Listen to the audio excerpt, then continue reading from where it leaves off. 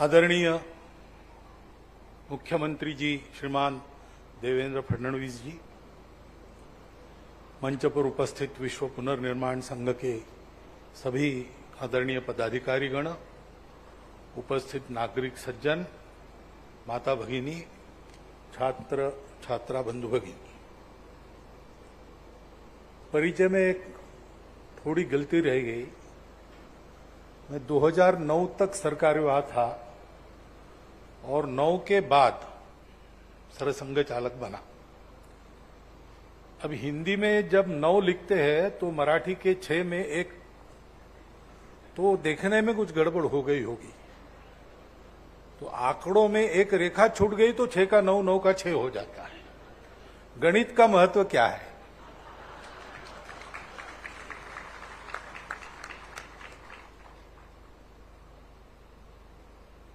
मैंने भी गणित से डर के मैट्रिक में ही गणित छोड़ दिया था,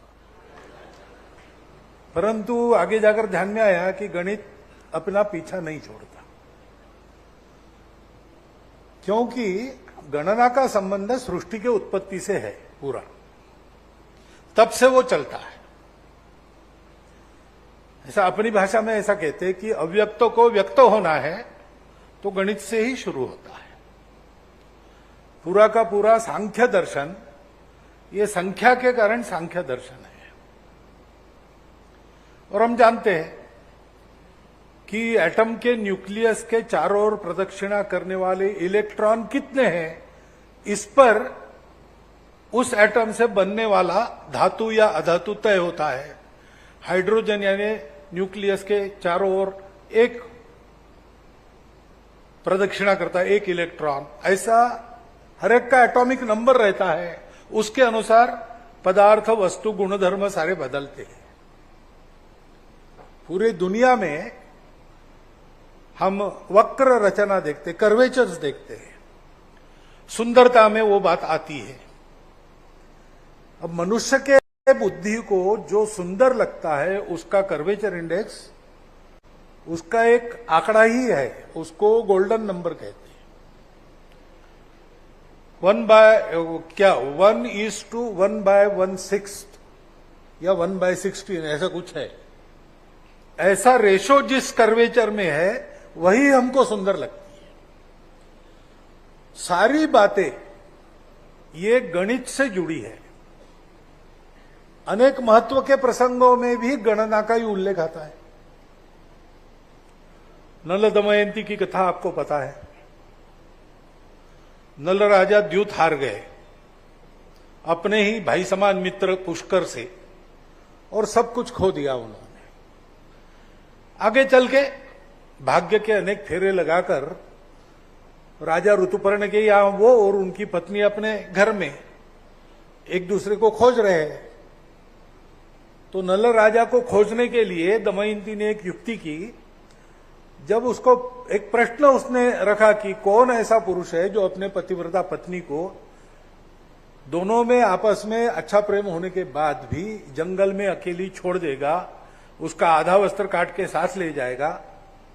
उस पत्नी का अपराध क्या है? अपने दासों को उन्होंने भेजा राज्यों राज्यों में, और ये प्रश्न पूछते जाओ, और जो उत्तर देगा उसका रूप वर्णन मुझे बताओ आकर। तो ये बदले हुए रूप में राजा नल बाहुक नाम के सारथी के नाम में राजा ऋतुपर्ण के यहां नौकरी करते थे, घुड़साल के प्रमुख थे। तो उनके कान पर जब ये बात आई तो उन्होंने उत्तर दिया उसका कि उसके प्रेम में कोई कमी नहीं है, लेकिन भाग्य का मारा वो क्या करेगा। पत्नी के लिए अन्न प्राप्त करने के लिए, पंछी पकड़ने के लिए आधी साड़ी काट के ले गया, साड़ी लेके पक्षी उड़ गए। अब उसके पास वस्त्र नहीं, वो जाए कैसे और पत्नी का पालन पोषण करे कैसे? तो वो वापस नहीं जा सका वगैरह वगैरह बताया। तो वो दासों ने आके बताया दमयंती को कि एक आदमी है, लेकिन वो नल राजा के जैसा तो है नहीं, एकदम अलग रूप है। तो फिर दमयंती ने एक स्वयंवर रचा, झूठा ही, और केवल राजा ऋतुपर्ण के यहां उसका न्योता दिया। शाम को न्योता दिया, कहा कि कल है, कल आपको पहुंचना है। तो 12 घंटे में पहुंचना इतना दूर, तो बाहुक का साथ लिया। बाहुक अश्वपारखी था, बहुत अच्छा घुड़साल का प्रमुख था। उसने जो घोड़े चुने वो अत्यंत गति से दौड़ा के ले गए। इतनी गति थी कि राजा का उत्तरीय हवा से गिर गया। राजा ने कहा रथ रखो, उत्तरीय उठाता हूं। तो नल ने कहा महाराज आप बोल रहे इतने में हम 100 योजन आ गए आगे, अब वो मिल नहीं सकता आपको उत्तरीय। तो राजा ऋतुपर्ण चकित हो गए और उन्होंने कहा मेरे पास भी एक विद्या है, वो तुम सीखो। मेरे पास गणना की विद्या है। मैं इस पेड़ को देख रहा हूं, इसके कितने फल है, इसके कितने पत्ते हैं, नीचे कितने पत्ते और फल गिले हैं, मैं देख के बता सकता हूं। वो पहुंच गए दमयंती के यहां। तब जब पता चला कि ये नल राजा है तो फिर ऋतुपर्ण ने उसको ये गणना की विद्या दी, जिसके बल पर वो द्यूत में फिर से जीत गए। ऐसा एक प्रसंग गणना का महत्व बताने वाला। दूसरा प्रसिद्ध महाभारत का प्रसंग है कि विराट राजा के गायों का अपहरण करके कौरव ले गए और अर्जुन प्रकट हुए उत्तर को सारथी बनाकर लड़ने के लिए। तो दुर्योधन ने कहा कि यह समय से पहले प्रकट हो गए, अब इनको और 13 साल जाना पड़ेगा।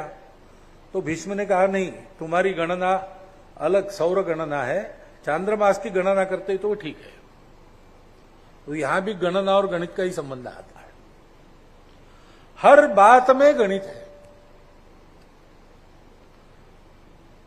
गणित शास्त्र की ये दृष्टि हमारे यहां है। हमारे यहां मंत्रों में भी गणित है। रुद्र कई बार होता है, हम सुनते भी है उसको मंत्र। उसमें एक चमक है, ये भी चाहिए वो भी चाहिए, भूतिम चमे विभूतिम चमे, ऐसा चलते हैं मंत्र। वो चमक में समसंख्या आती है, एकम चमे, द्विंच में, चतुरश्च में, षष्ठंश में, ऐसे समसंख्या के मंत्र है। वो समख्य संख्या के मंत्र में सूत्र है समसंख्याओं के वर्ग और वर्गमूल का। और विषम संख्या जहां आती है वहां घन और घनमूल का सूत्र है। उस पर विद्याभारती के शंतनु जी सेंडे की पुस्तक है। ऐसा गणित सर्वव्याप्त है, क्योंकि गणित ये केवल आंकड़ों का शास्त्र नहीं है। केवल आंकड़ों का शास्त्र मान के चलते तो गणित का दुरुपयोग भी होता है। बहुत बहुत वर्ष पहले इंडिया टुडे में एक उपरोध आया था, सटायर। भ्रष्टाचार पर रहा होगा, पता नहीं काय पर, याद भी नहीं। तो एक राजनीतिक नेता ने स्टेटमेंट दिया 2 और 2 5। तो पत्रकार पहुंच गए, प्रधानमंत्री जी के पास पहुंचे, उनको पूछा 2 और 2 कितने। तो प्रधानमंत्री जी ने हमेशा के अनुसार अपनी आंखें शून्य में लगाकर, उस समय के प्रधानमंत्री पता नहीं क्या वर्णन करते पत्रकार, अपनी आंखें शून्य में लगाकर बहुत देर मौन रहे और उसके बाद कहा कि हाँ ठीक है, ये समस्या है, इसका उत्तर हम जरूर ढूंढेंगे, हम इसके लिए तैयार हैं। तो उत्तर नहीं मिला, इसलिए फिर विरोधी पक्ष नेता के पास गए, उसको पूछा 2 और 2 कितने। तो उसने कहा देखो आया प्रश्न, हम कह रहे थे पहले से, ये प्रश्न है, दुनिया के सामने भी है, और इसका उत्तर नहीं है उनके पास, इसका उत्तर केवल हमारे पास है। भारतीय संस्कृति के आधार पर विचार किए बिना दूसरा चारा नहीं, वो करना ही पड़ेगा, नहीं तो इसका उत्तर कभी नहीं मिलेगा। यहां भी उत्तर नहीं मिला, इसलिए और किसी नेता के पास गए, उसको पूछा 2 और 2 कितने। तो उसने कहा बताता हूं, लेकिन 50% मेरा।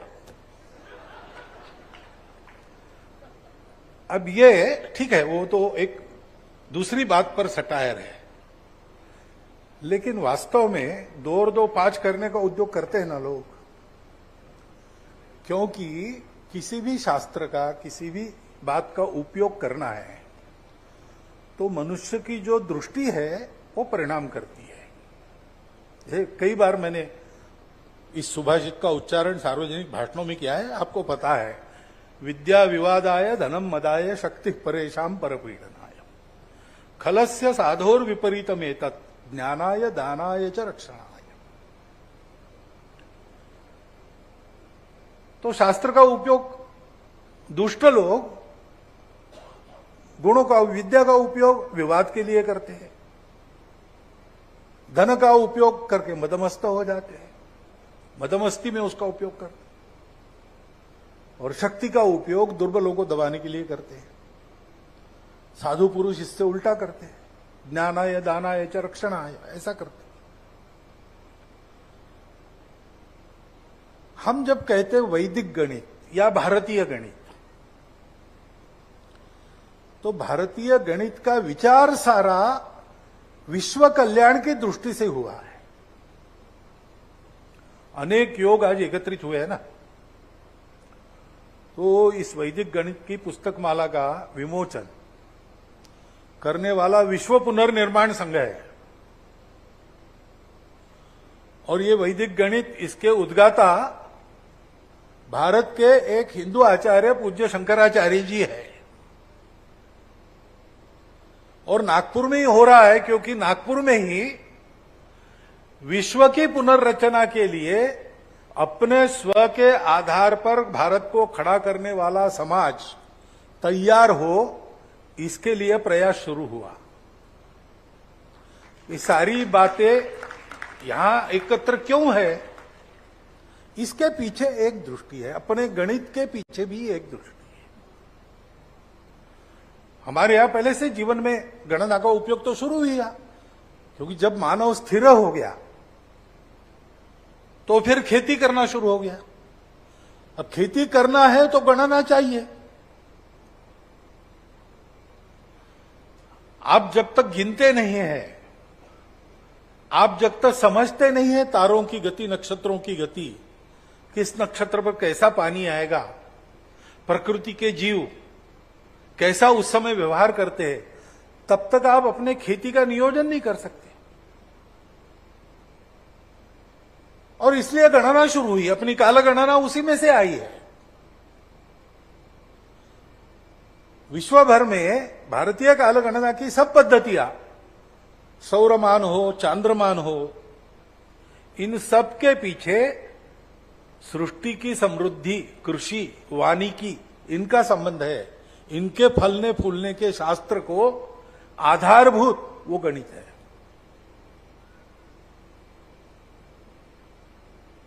और इसलिए अत्यंत शास्त्रीय गणना हुई है।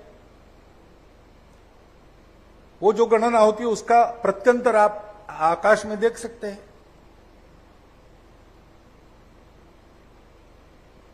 इसके पीछे दृष्टि है सृष्टि के फलने फूलने की, सृष्टि के धारण धृत होने की, धर्म की दृष्टि।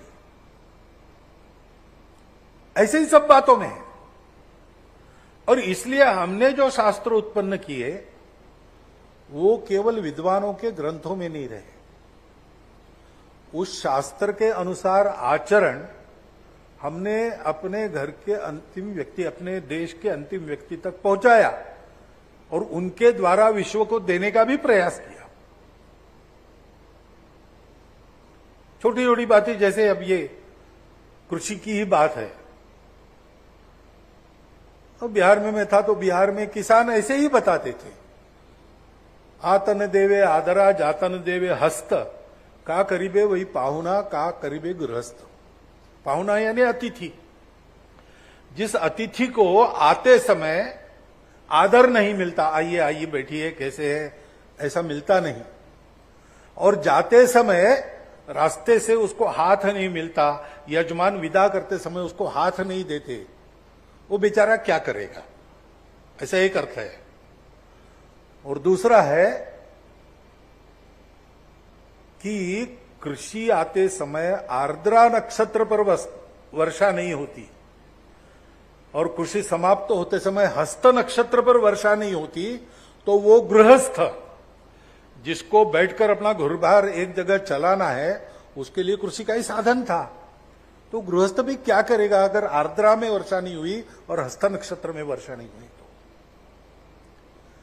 ऐसे हमारे घर घर तक, झोपड़ी तक, अंदर तक, जंगल के लोगों तक, शहरों से लेकर, तो ये विज्ञान छोटे छोटे आचरणों के रूप में पहुंचा। उन आचरणों के पीछे तर्क क्या है, गणित क्या है, गणना क्या है, सृष्टि के सत्य क्या है, इसकी पढ़ाई, इसका प्रबोधन करने वाले लोग थे। वेद क्या है? गीता में कहा है भगवान ने, त्रैगुण्य विषया दे वेदा। सत्व रजतम 3 गुणों से प्रकृति बनती है, उस प्रकृति का विज्ञान वेद है। आज का विज्ञान हम भौतिक साधनों से उसको प्राप्त करने का प्रयास करते हैं। बड़ा देखना है, अपनी आंखें जितना देख सकती देखते, बाद में दूरबीन का उपयोग करते। छोटा देखना है, आंखों से जितना देख सकते देखते, बाद में माइक्रोस्कोप लाते। लेकिन अब भौतिक साधनों से इनको हम प्रत्यक्ष जान सके, विज्ञान के लिए प्रतीति आवश्यक है, वो प्रतीति ले सके, इसलिए अब ये साधन काम के नहीं है। अब जो होता है उसमें एक बात तो है, गणित और तर्क से ही होता है, प्रतीति पाना मुश्किल है। और पाएंगे आगे चल के तो भी कुछ लोग पाएंगे, सर्वसामान्य समाज तो श्रद्धा रखकर ही चलने वाला है। उसके पीछे तर्क क्या है उसको पता नहीं चलेगा। इसका लाभ कुटिल लोग लेते हैं, तरह तरह के विज्ञापन देते हैं, और कभी कहते हैं कि डायबिटीज के लिए आलू अच्छा नहीं है, कभी कहते हैं अच्छा है, कभी तो चावल नहीं खाना चाहिए, कभी कहते खाना चाहिए।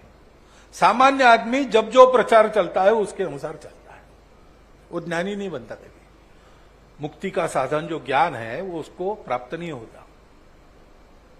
भौतिक वस्तु का भी ज्ञान हमारे यहां आवश्यक माना है, अविद्या मृत्युम तीर्थवा, वो उसको नहीं मिलता है, और इसलिए वो हमेशा परतंत्र रहता है। प्रत्येक व्यक्ति के सच्ची स्वतंत्रता के लिए प्रत्येक व्यक्ति को ज्ञानवान होना, अभी ज्ञान का युग है ऐसा कहते हैं, उसकी आवश्यकता रहेगी। ये हमारे यहां हुआ था, कभी जाके हमारे बहुत सुख में होने के कारण हम ही भूल गए, हम ही विलास प्रिय हो गए, हमने ही उपेक्षा की, हमारे स्वार्थ जागृत हो गए, हमने ज्ञान से लोगों को वंचित रखा, ये सब हमने किया, उसका लाभ पर क्या आक्रामकों ने लिया, फिर हमारा जीवन उद्ध्वस्त हुआ, इसके सारी व्यवस्थाएं समाप्त हो।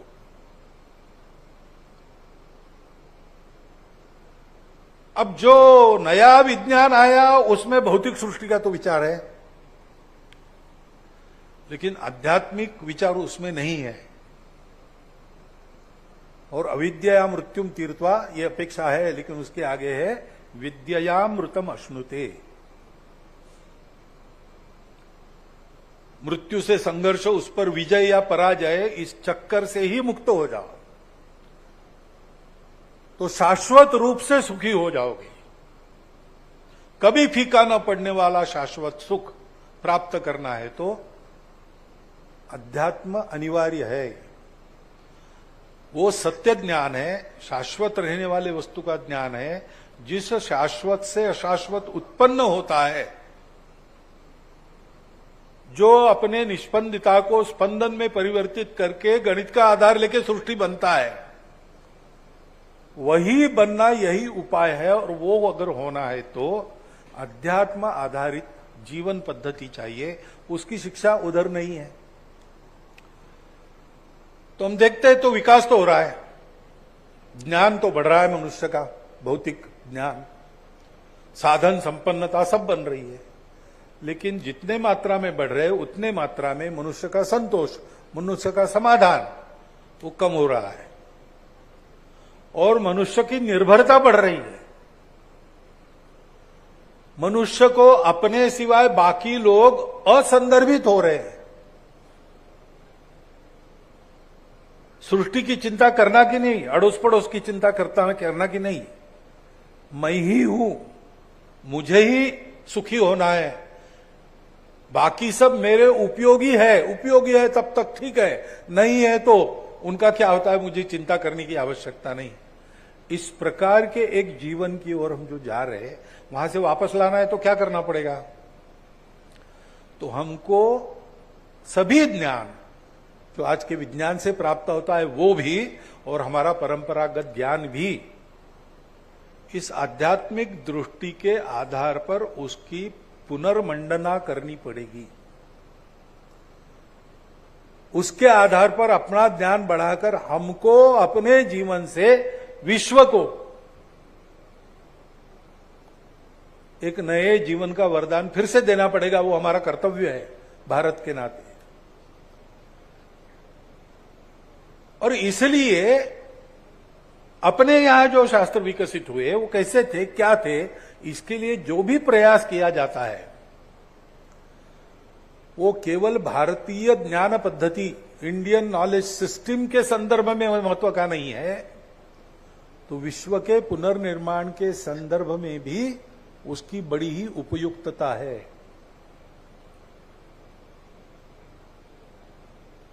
विश्व को इसकी आवश्यकता लग रही है। ये जब से शुरू हुआ विश्व को धीरे धीरे लगने लगा। उस समय भी पूज्य भारती तीर्थ स्वामी जी के समय भी, उनके पहले से, जब पाश्चात्य लोगों ने भारत को अपने अधीन कर लिया तब उनका परिचय भी भारत से हो गया। तब से विश्व को लग रहा है कि एक न एक दिन भारत की ओर हमको आना पड़ेगा, और आज तो सबको लगता है, उपाय ही नहीं मिल रहे दूसरे। ऐसी अवस्था में भारत को दुनिया का नेतृत्व करना है तो जिस दृष्टि के आधार पर 2000 वर्ष प्रयोग हुए और सब अधूरे रह गए, अयशस्वी भी हो गए, उनका उस अधूरापन दूर करने के लिए अपने स्व के आधार पर सारे शास्त्रों को फिर से देखकर फिर से पुनर्रचित करते हुए उसका उपयोग करते हुए देश को आगे ले जाने का उद्यम करना पड़ेगा। और इसलिए तब से ये भी हो रहा है कि हम लोग अपना क्या है देखने लगे हैं, उसकी महत्ता क्या है उसको समझने लगे हैं और उसको आगे ले जाने के लिए प्रयास में है। स्वामी जी ने यहां बैठकर फिर से लिखा, उनको लिखने के लिए कहा गया। कहने वाली विभूतियां भी बहुत सोचने समझने वाले लोग थे। सीडी देशमुख अर्थशास्त्र के पंडित थे, आधुनिक अर्थशास्त्र उनको पता था, फिर भी उन्होंने वैदिक गणित को लिखने के लिए कहा। पूजनीय गुरु जी तो जानते ही थे सारी बात। ये सारी जो बातें हो रही है, समय एक करवट ले रहा है। विधाता ने सृष्टि के लिए जो भविष्य निर्धारित किया है उसकी ओर सृष्टि जा रही है, ऐसा मानने वाले मानते हैं। उस परिवर्तन के उपक्रम का ही ये भी एक महत्वपूर्ण अंश है। और इसलिए आज इस विमोचन के द्वारा हम जो इस प्रकार के विचार और अनुसंधान को गति देने वाले हैं, उसका एक्सीलेंस सेंटर यहां स्थापन करेंगे ऐसा कहा गया है। ये सारा जो होगा वो विश्व के पुनर्निर्माण के दृष्टि से लड़खड़ाती हुई दुनिया को फिर से सुखी सुंदर दुनिया बनाने की दृष्टि से चल रहे बड़े उपक्रम का एक अंग है। यह इसका महत्व हम ध्यान में रखें और इस कार्यक्रम को और इस उपक्रम को इसी दृष्टि से देखते हुए सब प्रकार से उसकी सहायता करें।